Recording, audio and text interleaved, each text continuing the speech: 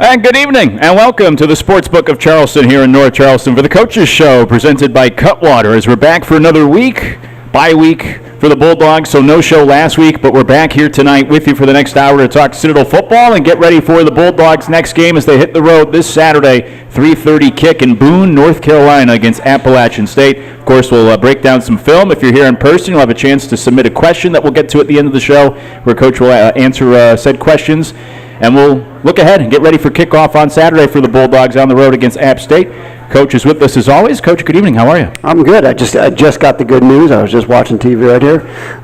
Zach Wilson will be back starting for the Jets this week. So we got a chance against the Steelers. Two hapless offenses going at one another. We'll see how this works. Yeah, absolutely. Hey, we could spend the next hour breaking down all those NFL games. But instead, let's talk about your Bulldogs as you get ready to take on App State this weekend. You're coming off the bye, so you get the extra week to prepare. No game to talk about this past weekend. So instead, I would ask you just simply how have the last about 10 days gone now with the bye week since the last time you guys played a game?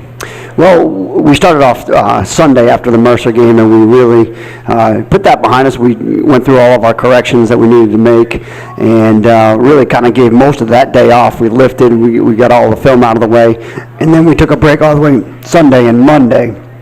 Tuesday we came back and we worked some future opponents, a day here and a day there for some other SoCon teams before we got heavily into App State. By the end of the week, we got into App State Thursday, and then we had a pretty good long practice on Sunday. So it's given us about an extra day or two to be able to prepare for App State, as well as take a couple days on the front end of the week and prepare from some other SoCon teams that we have coming down the line. I know it's still early in the year, only a couple of games in, but how much of the bye week is spent doing some self-scouting as well?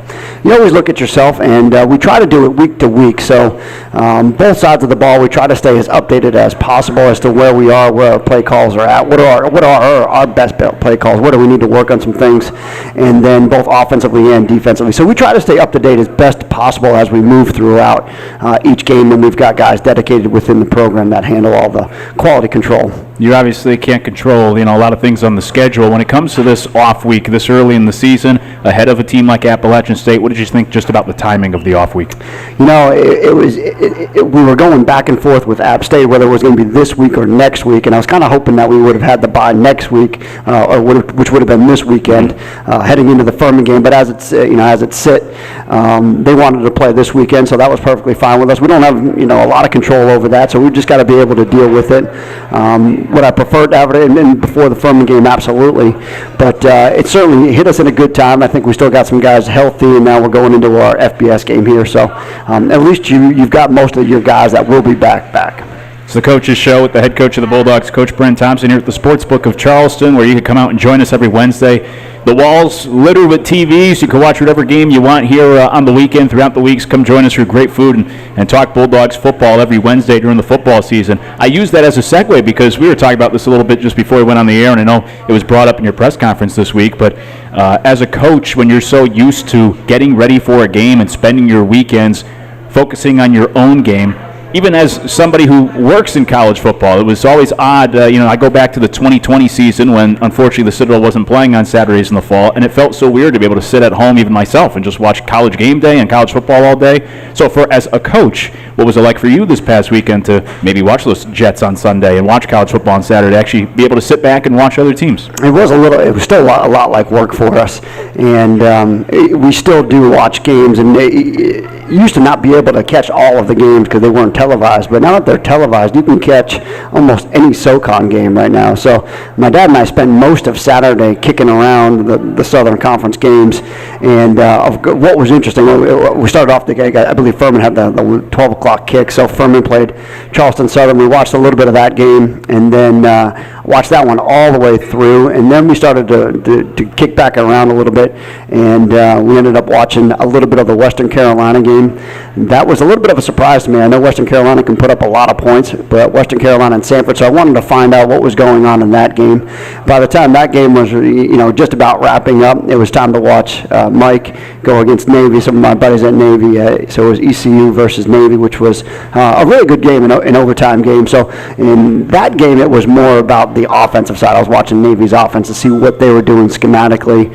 I know Blake. I know the defense coordinator there at ECU, so I kind of know what they were doing defensively, and I was wondering how they were going to attack it. So once again, that was work again. So just trying to stay up to speed as best as possible. But first thing I did when I woke up in the morning was I went and got a workout in like I normally do.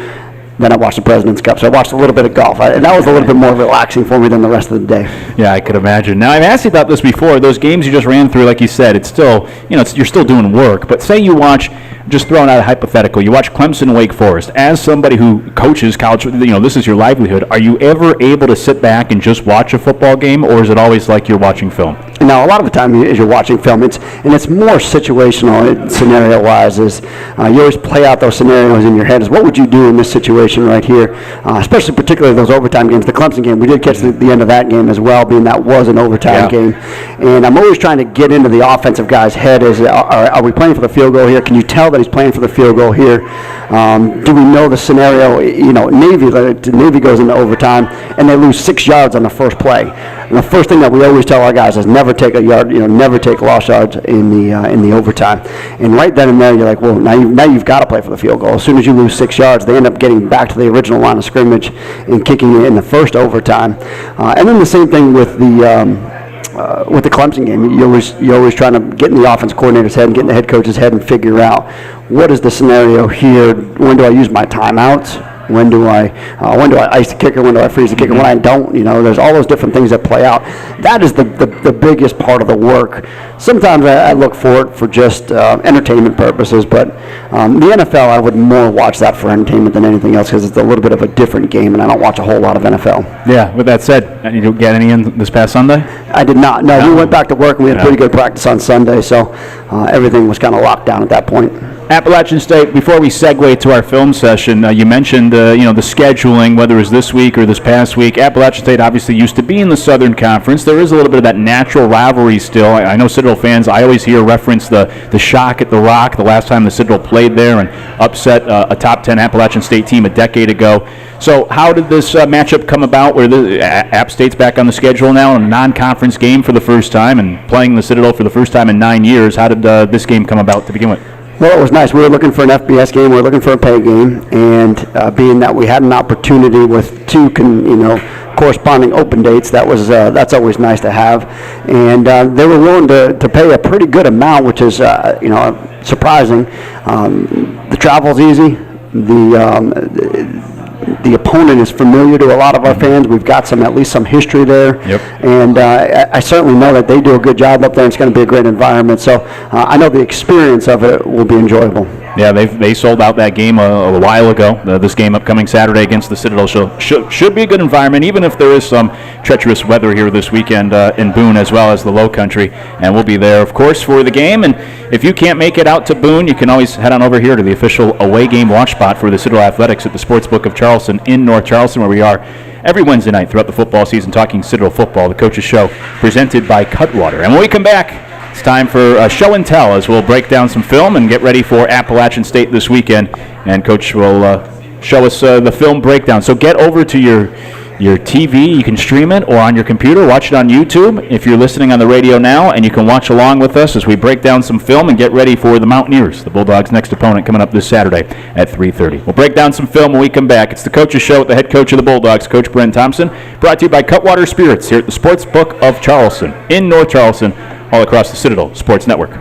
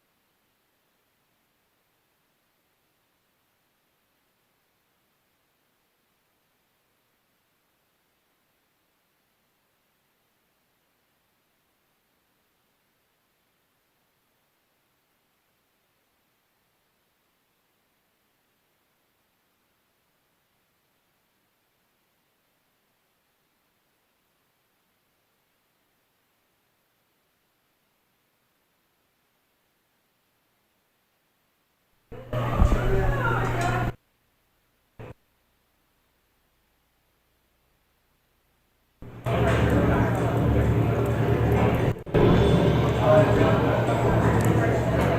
on the Coaches Show with the head coach of the Bulldogs, Coach Brent Thompson, here from the Sports Book of Charleston in North Charleston. The Coaches Show brought to you by Cutwater Spirits, as we're here every Wednesday night to talk Citadel football. The Bulldogs coming off their bye week and now get ready to hit the road to take on Appalachian State this Saturday at 3:30. Coverage will begin at 2:30 all across the radio network, including locally 102.1 FM, 1450 AM in the Low Country, as the Bulldogs pay a visit to the Rock for the first time in a decade. First time they're facing Appalachian State in a non-conference game in what is the 43rd all-time meeting between these two. It's been quite the season for App State.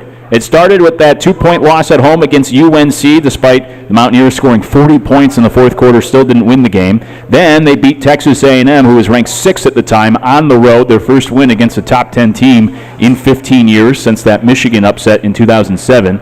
And then it was that wild Hail Mary that beat Troy at home 32-28 on the last play of the game 2 weeks back. And then this past Saturday, they lost to James Madison, a good James Madison team at home 32-28, but they built a 25-point lead, and James Madison scored, 29 unanswered to come back and win. So Appalachian State 2-2, but every game has brought something interesting to the table here these last couple weeks. And now the Bulldogs will be next on that schedule, as the Citadel will travel there to take on Appalachian State this Saturday at 3:30. Which takes us now to what we've been doing this year each and every Wednesday. We're breaking down some film, and Coach, I know you're ready to go with all sorts of clips from these Mountaineers. So, as always, I'll hand the baton off to you, and you can take us through it, because Appalachian State, as mentioned, they've had quite the season. They've scored a lot of points, so you break it down for us and show us what you've seen so far as you get ready for these Mountaineers this week. Well, let me give you an overall perspective. So first of all, is my dad and I actually watched about 3/4 of this game, and we shut it off in the fourth quarter thinking it was over. Like I wasn't going to see anything more that I didn't really need to see, and we moved on. I was checking the scores, and I kept on updating my dad. I said, holy cow, I said, JMU's going to come back and beat these guys. But JMU's a very good ball club. I mean, they have made that transition probably better than anybody else has made it that I've seen. And they're playing in a pretty good, talented league right here. They're playing in the Sun Belt. And it just goes to show you, though, JMU has been operating as an FBS school. Right. I mean, for them to transition that quickly, if we all go back to when App State transitioned, it took them 2 or 3 years to get to 85 scholarships. Like, to get to 85 scholarships from 63, which is where we're at right now at FCS, you had to put all of those walk-ons on scholarship, and it takes a while to transition. Well, JMU's been operating that way for a long time, and you could see it. JMU's one of those programs that traditionally at FCS would be able to win the championship year in and year out, with given just the resources, facility, and players. And they've got a pretty good location for, ACC schools, some SEC schools that they can get those transfers from. Okay, and that does make a pretty big difference there. Absolutely. So let's talk a little bit about App State and who they are. Well, number one, that's the first thing that impresses you about them is the way that they take care of the ball. Is in all of their games, they've turned it over twice as interceptions, and they fumbled it once. They want to run the football, so they are really right up our alley as far as everything that we preach is very, very similar. Their head coach is an old line guy, so they want to run the ball, right? Those guys want to run the football. They want to. We lost our feed here, but there we go. We want to be able to kill some clock. We want to be efficient with it, and then they're going to stop the run on defense. And what's really impressive about them is they've got really, really good defensive linemen, okay, and the linebackers. They get to the ball very quickly. They tackle really, really well. With JMU, I want to show you a little bit about JMU. This is what we have to watch, okay? So this is their most recent game. This is what we're kind of going with. So the first thing is, let's just take the wide copy of this right here. And as an offensive unit, so as an offensive staff, what are we looking for? Okay, well, we're looking for kind of the way that their safety rotates here. So this is a similar type of motion we would have. This is what people call orbit motion right here. And we're just watching safety rotation, okay? So they get back to this too high safety look, which is kind of where they want to be. They are a 3-down team, okay? This guy he's down, but he's an adjuster guy. He's technically an outside linebacker. These guys, they're very similar to our guys as far as what they play. Now, they're a little bit heavier and they're a little bit quicker. They got a little bit more step here and there. But they're similar to body styles and what we're looking for in our guys. So they play with a 0 nose guard. They play with a 4 technique, and then they play with another 4 technique on this side. So fairly balanced. All right. Outside linebacker, this is a field outside linebacker, kind of more of a safety type of body type, more of a run-stopping outside linebacker, more of a kind of a hybrid defensive line kind of guy. They can play either side. They can move this front quite a bit. They can even play a 4-down front where he becomes now covering this tackle. And then they move this, they cover the guard, they'll cover him with the guard, and they'll cover him with the tackle. All right, and we just call that an over or an under defense. So very multiple, very similar to our defenses. We want to be a 3-down team, but we can play a 4-down team. We can play as a 4-down team. We can roll the safety down into the box. We can play an 8-man box, all right, or we can play a 7-man box, kind of like this is. So the way that football has evolved, as far as when you see these run teams, you got to be multiple like that. You got to have the ability to play a 4-down. You got to have the ability to play an 8-man front. And then you see a team like Sanford, or you see a team that like a VMI, where you'll play more traditional 3-down stuff, and you'll have more guys in the secondary, and you'll play different packages there. So let me take you through a little bit about what we're looking for here. So this is just looking for a zone play here, and just the way that they're playing it. So they're reading it. All right, they're reading it. They got a pitch back out here. So from here, we're just taking a look. Are they playing a squeeze scrape here? Are they playing an up stunt? All right, this is what we would traditionally call an up stunt right here. The read key steps up, the linebacker steps up, tackle fills it in right there. The ball's handed off. All right, there is no second phase or third phase to this option part of it. He kind of hands the ball off. Take a look at the tight copy here. All right, as I said, he's playing a little bit of a shade, but he's 0-no. He's a little bit on the 5 technique right here, just outside, and a little bit of a 4-eye. All right, this is our outside linebacker that's on the football right here. They do want to move their backers over a little bit. All right, they're treating this guy as a tight end. We would treat him more as an A-back or a wing, but very similar concept. They're trying to create an extra gap here. Okay, so what do we mean by that? Well, that's an A gap.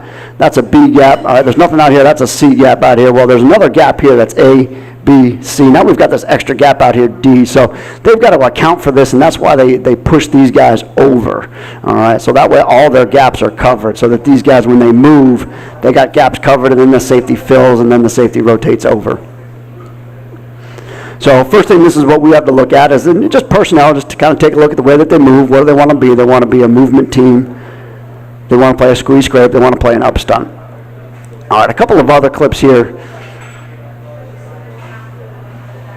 Okay, so this is a double option play. Okay, this is a nice play. It's a very similar style of a play that we would play. So what I just told you was they just created an 8-man box. Okay, so there's your 4 there, there's your 4 there. They created an 8-man box. They stepped the safety down. That's their other safety. So we're going to attack the back side of this. So JMU's attacking the back side of this. They're reading this. Okay, so very, very typical of what we would do. They're doing, it's just that they're getting to it in a different way. James Madison's getting to it a different way. So we would call that our read key, and then they're technically calling this their pitch key, and then they're going to arc. All right, they're going to arc their tight end, where we would arc our A back out. All right, our quarterback's going to read this. Now this guy right here, for us, they're playing him as a tight end, but he'd be an A back. He'd be the pitch guy for us. So if we wanted to go ahead and stack call this, pitch call this guy right here, we would go ahead and pitch it to our A-back right there, and we'd have a blocker there, and we'd have them all covered. Very similar concept. They're just playing it with a double option. They're going to block those guys because their body types are different. They've got tight ends in there instead of A-backs. All right, and they're doing something that we would similarly do. So this is what we look at and what we watch and how they're going to play it. Now, they do it with a little bit of a different zone concept. These guys are pretty big up front, different body types and different body styles, and we have one more kind of sawed off, or we would call them sawed off guys, or a little bit more stockier kind of build guys. We're going to be more of these kind of guys. We're going to get off the football. These guys can move you. They can move mountains. These guys are huge. All right, and you can see they're playing more of a zone, so they got this thing to squeeze off pretty good. And then the quarterback just pulls it, and Reed's got great leverage out here.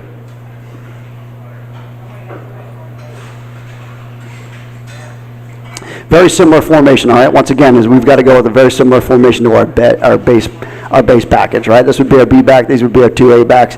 All right, how are they aligning? Good possibility. Once again, all right, how many guys are in the box? Well, it's an 8-man box for us. 1 high safety, all right? Playing these guys, cover 3, man-to-man, whatever you want to call it out there.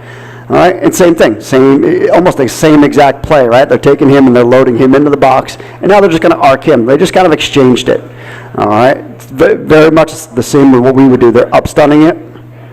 All right, up-stunning it. He decides that he's playing the fullback right there. He's playing their tailback right there. And now we're going to get this thing out onto the perimeter, and they've got everybody pinned in the 8-man front. Safety's locked all the way to the backside. All right, so once again, pretty good play call, pretty good scheme right here, and very similar to what we do. But this is what we have to watch offensively to help us out.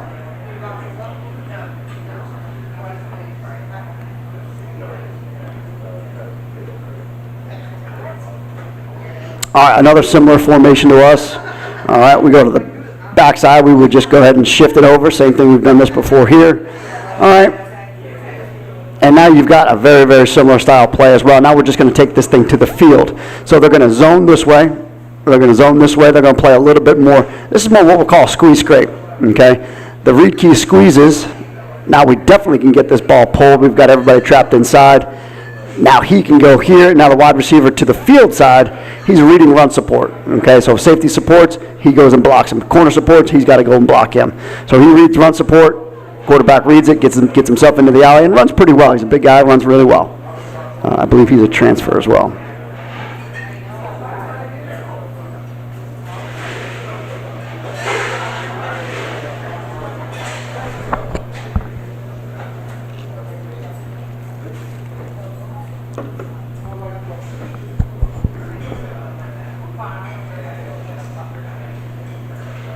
All right, let's go to these guys. Now, we often talk about the RPOs. These guys are really notorious RPOers, and they RPO. I've pointed out one RPO the last couple of weeks, and these guys have it. I'll show it to you. I think it's on here.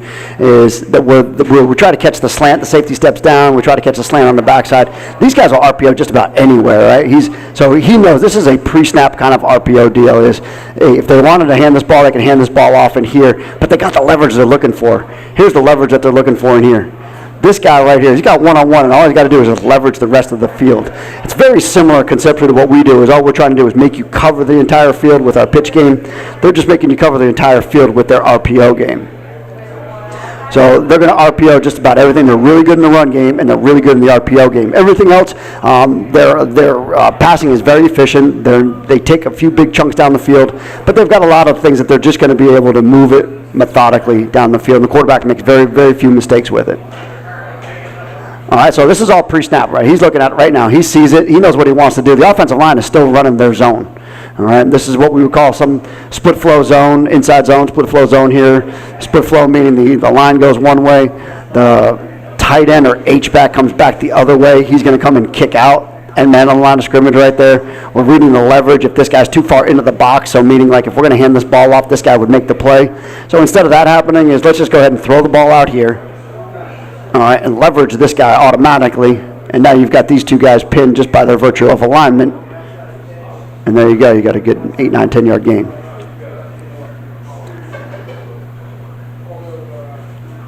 Okay, so this is a lot of their base offense, their base zone team.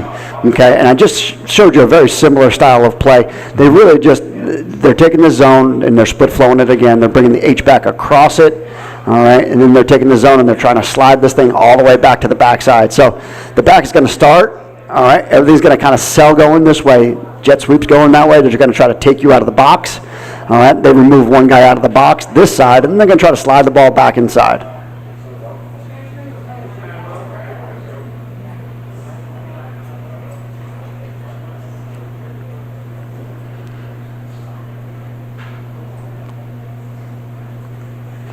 So these guys, they've got really good running backs. I believe 5 is the other running back, 3, 5, 44. 2 of them are all conference, believe it or not. Two all conference guys on the same team, one first team, one second team. Their offensive line, these guys were the Joe Moore Award offensive line. I think they were finalists for it last year. They're all very good. A couple of them are graduate students on here. They're very efficient. You could see that their O-line technically sound. You can see that their coach, the head coach is an O-line guy. I think they do a really good job. They get into tight splits, and they can move you pretty good. We've got to be able to penetrate some gaps. We've got to be able to stop the run game, and that's all we've been preaching all week long is stop the run game, force them into doing something that they don't always want to do, and take away the RPO game.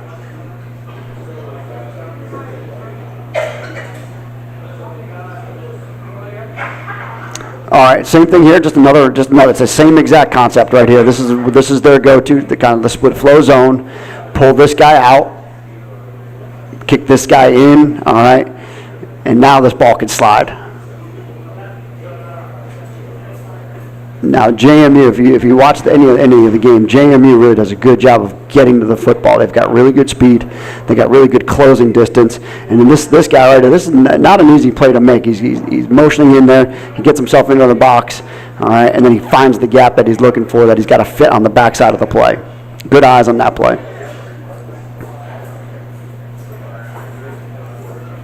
There it is. This is the famous RPO, right? Mm-hmm. This is it right there. We see this every single week. All right. It's always kind of like the backside guy is where does this, and all they're doing is they're taking a look at this guy right here. This guy right here. Can I get the slant behind him? All right. Can I get this post behind him? If I can do that, we're in good shape. Once again, I always complain about this. I mean, this is 3 yards is kind of the max they give you, and it's technically the ball is. When the ball, I don't know how they officiate this. They really don't officiate it by but it's when the ball passes the line of scrimmage is where this guy is. Well, technically he's right at that 4 yards right now. Yeah. All right. It's kind of right into that zone. So hard to call. Hard for this guy to see it. Hard to call it. All right. But if this guy holds the ball anything longer, you could get a illegal man downfield on this call. But you could see the open field that they've got. Now JMU plays it really well, and only because this guy probably has some really good size and height to it. But he picks it right here. Mm-hmm. All right. Very, very rare. So you got to be careful here. This guy's playing outside leverage. He's playing inside the box, and they're trying to slide this thing behind him. That thing can go a long ways if you connect on it. One of only 2 interceptions that he's thrown all year long. I mean, that did cost him, obviously, get all the way down there. I believe that was late in the game.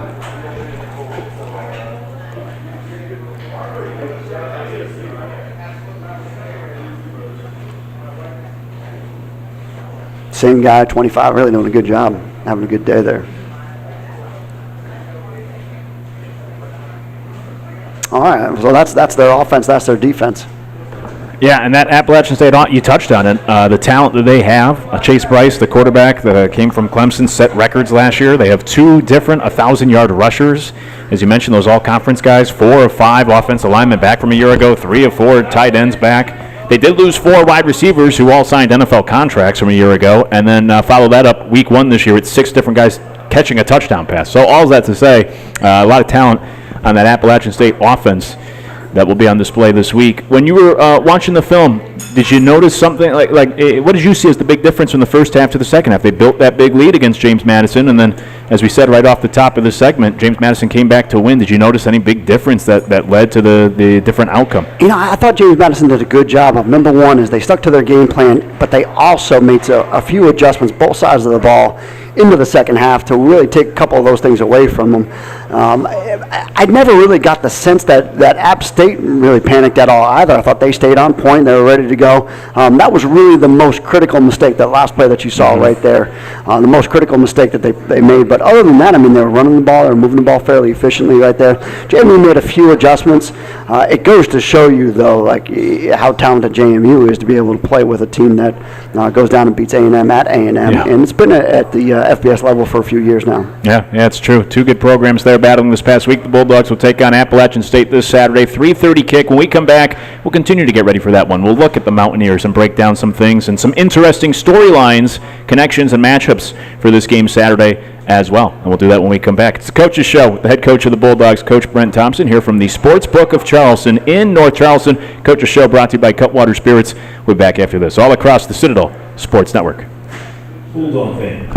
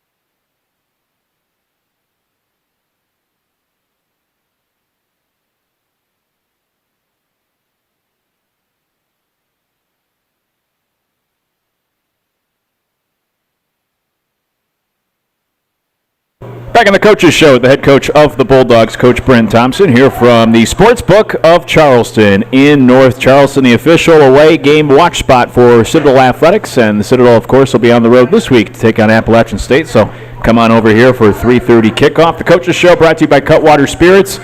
We're here every Wednesday throughout the season to talk Citadel football, and we'll talk about that game Saturday in just a moment. Did our film breakdown last segment. If you were listening on radio and wondering what exactly we were talking about, head over to YouTube. You can always watch the Coaches Show live or on demand on YouTube by heading over to the Citadel Sports YouTube page. So just search the Citadel Sports, find it there, and see that film breakdown, which we always hear so much about each week, the highly complimented segment that we have brought to the Coaches Show this year. Coach, it's been a couple of years since we've had to talk about a game that could be impacted by some sort of storm, a hurricane, a tropical storm, whatever it may be. And, this is not quite as bad as years past and what you've had to deal with in the past. But as we look ahead to Appalachian State on Saturday and having to hit the road, I know last I heard not much has changed with the travel plans. Is that still the case? That to this point, knock on wood, things really haven't been impacted? No, we had those discussions when we saw that the South Carolina State-South Carolina game had gotten moved. We were prepared to have those discussions, and we were prepared to move to be able to play on a Thursday, or maybe even possibly a Friday. So we had a contingency plan moving forward all of yesterday into last night, and even into this morning. We had a plan for if we had to play. We obviously didn't think it would be a Thursday game, but possibly a Friday game, and how we would have to adjust our schedule. But you're right, it's nothing like having to plan for those last, I think we had 3 or 4 hurricanes there where we had to move a home game. Logistically, that's hard. You don't have any travel plans at that point. At least we had travel plans, so we're kind of used to it, as we just had to maybe maneuver a few things here and there. But as we know it right now, is we're staying at that normal kick time. I believe it's 3:30 kick time. Yep. 3:30 kick time on Saturday still, so we're still moving forward with that. We're just going to plan on playing in the rain, and we had planned on playing in the rain from the start of the week. And as I said in the press conference, and playing in the rain is you've got to get used to it. If you're not practicing in the rain, then you really need to figure out how you're going to do it. So wet ball drills, everybody that touches the ball, we've got to get used to that, It's going to be a little bit cooler up there. We've just got to understand it. We've got to get it in our heads that let's just get it out of the way right now. Let's talk about it. This is how we're going to handle the weather. This is how we're going to handle the rain. This is what we're going to do with it, okay? This is our offensive system, and we're going to have a scheme in place to say that, okay, we need to take advantage of this to help us out both offensively and defensively. And then we also have a scheme special teams-wise. There's certain things that you've got to make sure that you rep in practice that you wouldn't rep in practice in a normal week when you know you're getting good weather. Yeah, it will be interesting. You mentioned the weather. Rain is in the forecast, of course, and then I think it's a high of 52. So as you said, it is going to be a little cooler there in the mountains of Boone, North Carolina, as you've been getting ready for that throughout the week. We talked about this previously, but when it comes to this type of weather, and we did just do the film breakdown, we know they like to run the football. They do have talented running backs, but for this particular game, do you welcome some weather? Do you think that may even things out come Saturday? You have to. Whatever the situation is, you've got to find your advantage in that situation. So if it's windy, then yeah, maybe that is an advantage for us. If it's raining, then maybe that is an advantage for us.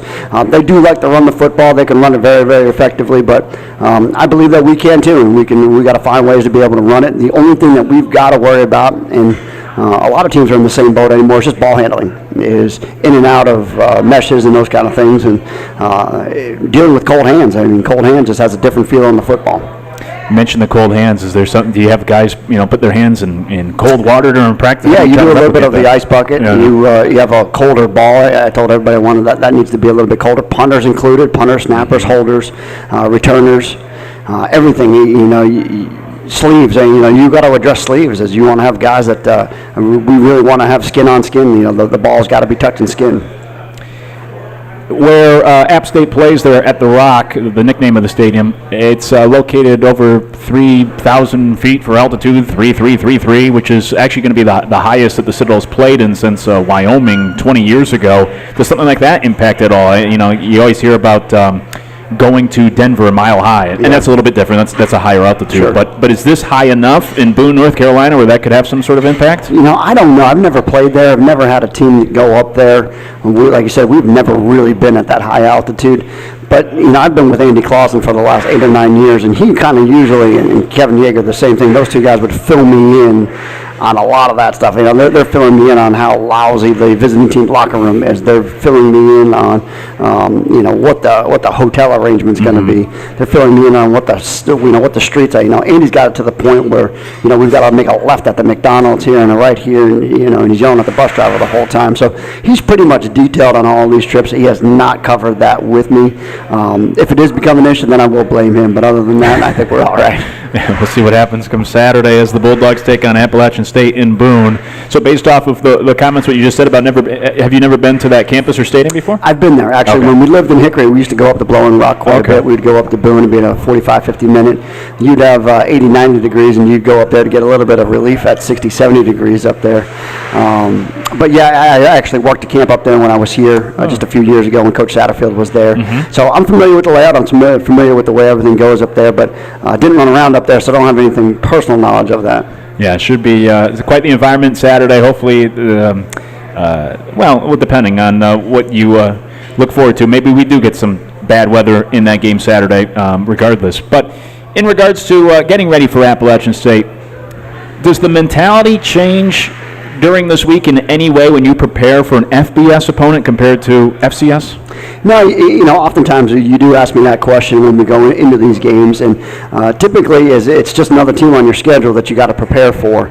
Are they a little bit faster? Yeah. Are they a little bit this and that? Well, yeah. But that certainly doesn't mean that you go in there with any other way. I mean, you want to give your guys the opportunity to win every single game, and this place has taught me a lot about that. And that is that we do have those chances, and we have won those games, and our guys should feel confident going into those games. And you know, we've played some teams close. We haven't won. We've gotten blown out a couple times in these games, but for the most part, we've been fairly competitive. Yeah, absolutely. Of course, we all remember the win against Georgia Tech a couple years ago, and being tied with Alabama at the half, shutting out Clemson in the second half, so on and so forth. Some good performances over the years, and we'll look forward to Saturday against Appalachian State. There's some interesting storylines or connections in this game, and most notably Brian Horn, who I know was brought to the press conference Monday to talk about his brother playing for Appalachian State, his brother a wide receiver, and I'm sure most people saw that highlight 2 weeks ago of catching the Hail Mary, the walk-off Hail Mary for Appalachian State to win at the buzzer 2 weeks ago in dramatic fashion, and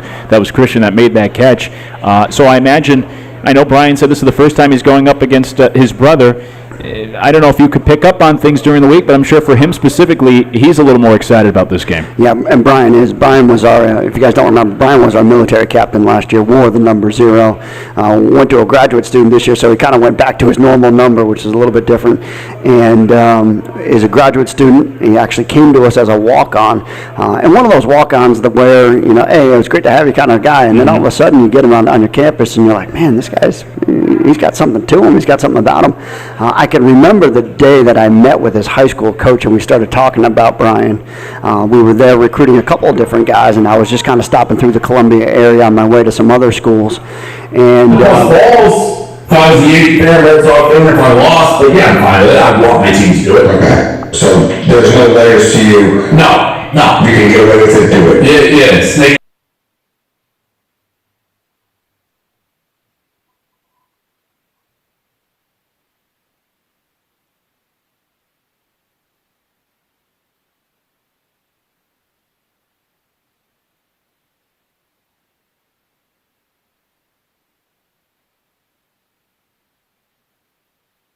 a great guy for you. I'm telling you, he's going to be a starter for you. And you kind of go, I know I've heard this one before plenty of times. You're going to absolutely love him. You're going to do this, and this. And I remember it because it was all true. And for the first time in one of those conversations I had, he did become a starter for us. He did become an all-conference player for us. An outstanding student, kind of everything that you want at our place. He kind of he embodies, really. So he's a great guy to have. I'm sure his brother's kind of the same way, kind of the same guy, and it fits in really, really well up there. But I'm excited to meet his brother, and I'm excited to see those two go at it this week. Yeah, younger brother. Did he ever come to you and say, hey, I got this brother? No, his brother was like well offered, and it was kind of all at that level. I thought it was for the long. He had a Liberty offer, he had an App State offer, so we kind of knew where he was going to get placed. But I did always kind of like pry Brian about it a little bit. But yeah, I couldn't quite get him off the rock. Yeah, we'll see him in Appalachian State colors this Saturday against the Bulldogs. Then the other connection, of course, is the quarterback quarterback. Peyton Derrick started there. Everybody thinks of him as the Wofford guy, but he started at Appalachian State to Wofford, now with the Citadel. And I know he's referenced this before, not only having a chance to take on Wofford, but also Appalachian State. So much like Brian, yeah, for your quarterback, I'm sure it means a little bit more this week too. It does. It's old home week for him too. He spent some time up there originally coming out of high school. That's where he went. Knows that place really well. Knows a lot of those guys on the staff. I mean, the staff has turned over a couple times since then, but knows a lot of those guys up there. And he was excited to get back. And when we first started talking about him coming back, it was always this game and the Wofford game that he was going to be most excited for. Did he provide any insight from the coaching staff or anything? He gave me a little bit of a personality insight more than anything else as to what these guys were about, which is kind of good. A bunch of good guys up there. Yeah, I'm sure players always can provide that. Unfortunately, on the bad news side of things, when talking about that quarterback in the offense, I understand no Tyler Cherry this week. No Tyler Cherry, unfortunately, took a little bit of a bad injury in the Mercer game. Didn't play the second half of the Mercer game. We're going to miss him for a few weeks. I think he's a outstanding player for us, and certainly one guy that I didn't really want to do without. But we took this bye week and we got some of our younger guys ready. Moved a couple positions around to help us out with it, and changed some personnel things so that we can potentially cover some of that area. Not to tip any hands, but we have seen a couple games this year, Conway with a handful of catches, Graves Billups had his first catch against Mercer, and then we've always seen Cooper Wallace be involved in the passing game. So are those guys, coming out of the backfield? You can see we more? do have some of those other guys that can do that. We also have a tight end where we can change the formation a little bit, and we can use our tight end a little bit more. Well, the Bulldogs will take on Appalachian State Saturday, 3:30 kickoff in Boone. You can catch it on ESPN Plus or listen to it with coverage beginning on the radio side of things at 2:30 locally, 102.1 FM, 1450 AM, or anywhere nationwide on the free app or free websites online. Head over to thecitycharleston.com, I believe it is, and you can listen there or through your mobile device anywhere in the world. We kick off at 3:30 on Saturday. We'll wrap up the Coach's Show. We come back one final segment. You always have a chance to submit questions for Coach if you're here in person, so we'll get to any submitted questions coming up as well and put the final touches on our preparation and get ready for Saturday's game in North Carolina against App State. And we'll do it when we come back. It's the Coach's Show with the head coach of the Bulldogs, Coach Brent Thompson, here from the Sportsbook of Charleston, located in North Charleston. Coach's Show brought to you by Cutwater Spirits. One final segment after this, all across the Citadel Sports Network.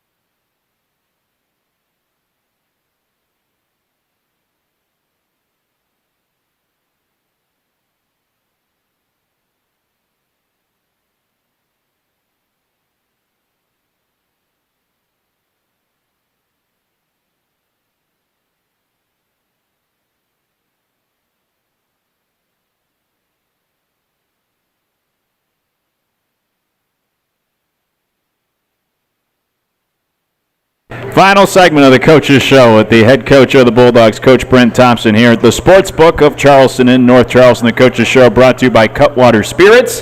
And it's the best part of the night when we get to ask Coach. We put him on the hot seat. I didn't preview these this time, so I'm a little bit nervous right now. We'll have some surprises for you. If you're ever in person here at the Coach's Show, you always have a chance to submit your questions, and we will ask them to the coach himself here to from to Lydia, end the night. okay. Yeah, so Jane Doe, that's Lydia, a common one, okay. asks, how long was your run today? 7.5 miles today. Wow. What's the longest that you've done?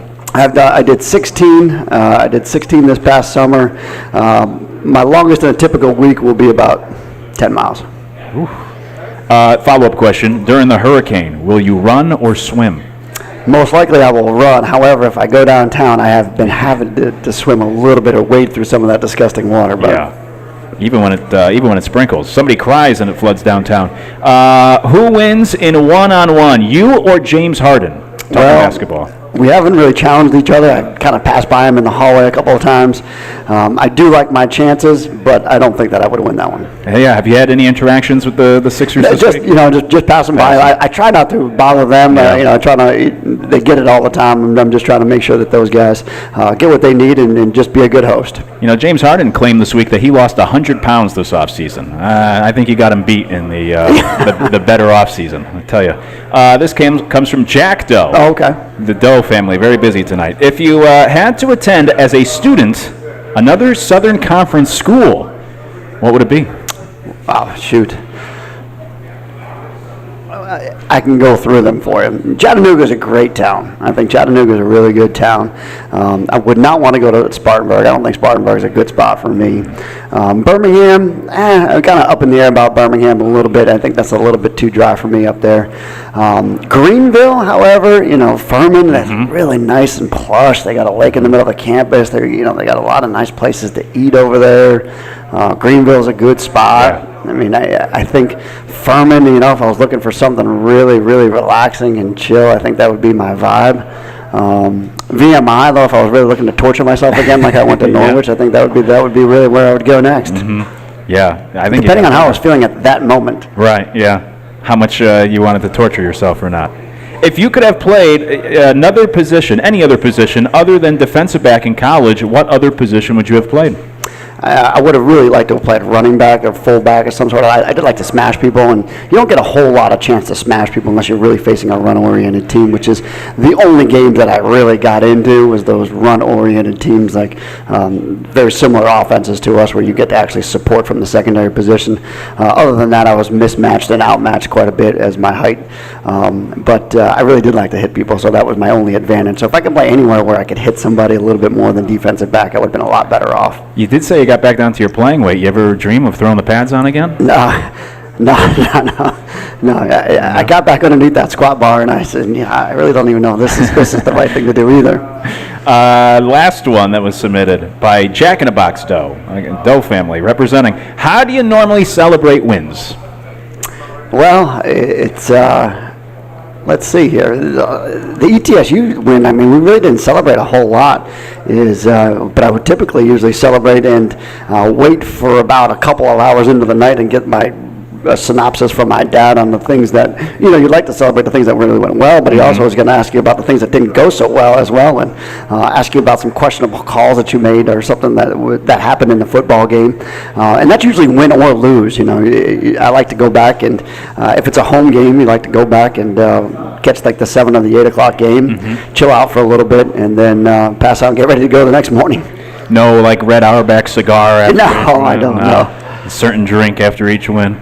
A couple last ones that we'll get to here in the Coach's Show before we go. I'll ask you something. I got chicken tenders tonight. I've been teased before that as an adult you can't order chicken tenders as a meal. Where do you come in on ordering chicken tenders? I agree, but my wife, she disagrees. I mean, my wife, I see it all the time. She orders chicken tenders every day. It's not really chicken. I mean, get the wing.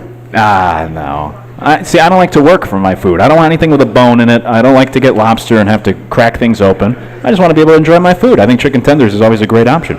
So if you come out to the Sportsbook of Charleston here in North Charleston, get yourself the tenders. I'll report back next week.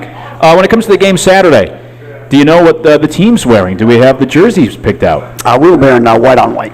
I like that, white on white. What about we talked about how it could be colder, it could be rainy. What about coaching staff? you'll probably see me in all black, and I will be in my rain suit. Rain suit. Perfect. When it comes to the actual game itself at Appalachian State, last question I always ask you before we go. We got about 90 seconds, just keys to getting out of there Saturday with a big upset win against Appalachian State. Well, number one key is just going to, and we talked about it on the defensive staff, and that's getting them off the field, is we've got to get our defense off the field, get their offense off the field. They are going to be a time consumption team. If you look at their time of possession, they're not far off from us. They're 35 minutes a game almost. They don't turn it over very much, so you got to find a way to get them off the field. We've got to create turnovers, and it's one thing that they don't do, so you got to take them out of their element and create some good field position for the offense. Now, offensively, the same thing that you always got to do in this, and it's you say you're going to try to take big plays here and there, but it's going to be very tough to get big plays. Number one, athletically, they're very good. But number two is just weather-wise, it can be very challenging for us. So we've got to be able to stay within our game plan and stay on track and really just methodically move the ball.